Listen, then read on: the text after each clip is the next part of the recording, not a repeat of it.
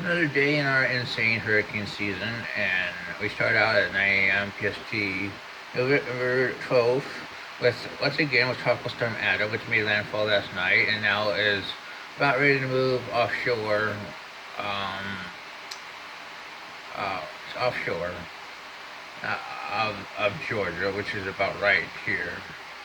Um, it's really exposed, probably within about 24 hours of becoming extratropical because it's literally lining up with the trough. Um, it's hitting. It has 45 knot winds. It's moving northeastward at 13 and should continue doing so.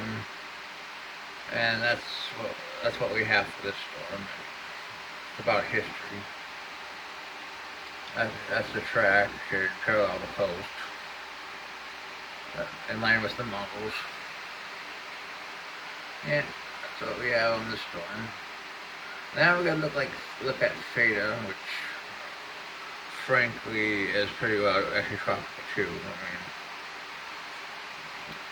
We'll probably won't have either of these systems tomorrow, but hey, Theta is 55 knots. It's moving 80 by 10 knots.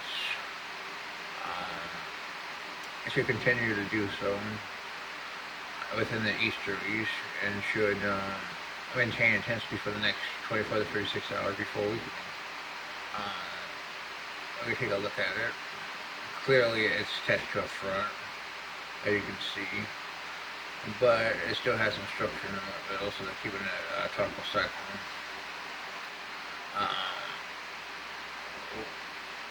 Now we look at something else interesting: a tropical disturbance in the south of the DR in Haiti, which is clearly starting to get organized circulation.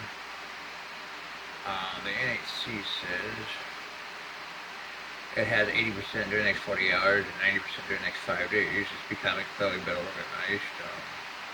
It will probably develop into a tropical cyclone.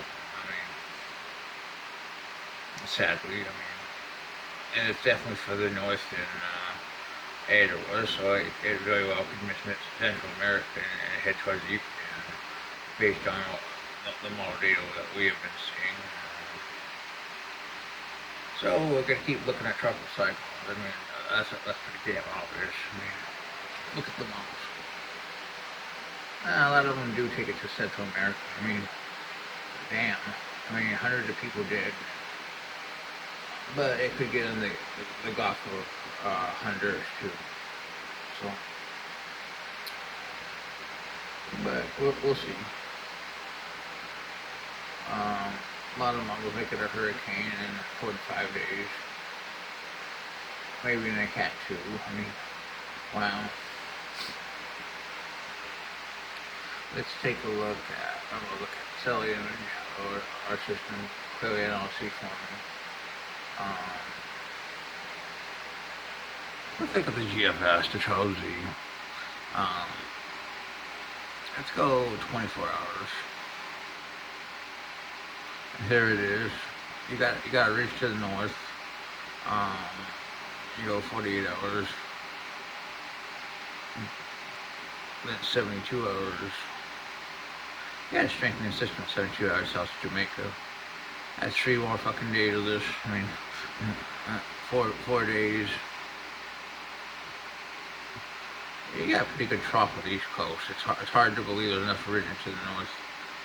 But you also have a system in the East Pacific, which is obvious here, which we're watching. This system, let's see, has a 40% chance at 5 days of forming. Yeah, we could have another East Pacific system. This is yesterday. That's advanced to now, whenever it can load. Yeah, here's our Caribbean system, which is probably not affected Central America like Africa outback. Now let's look at the Eastern Pacific.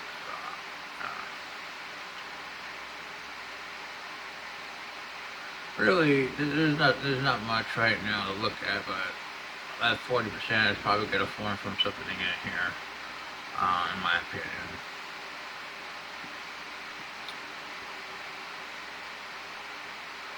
clearly let's look at the para.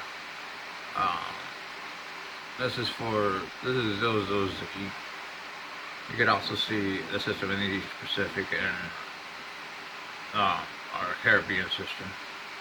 Um, the CMC actually shows the Caribbean system at 96 in Central America.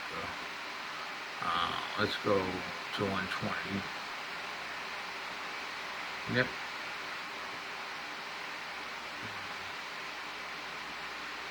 Yeah. Well, it's ECMWF, those Z shows it in Central. Yeah, Central America is now getting hit pretty hard. Well, that's your truckload rate.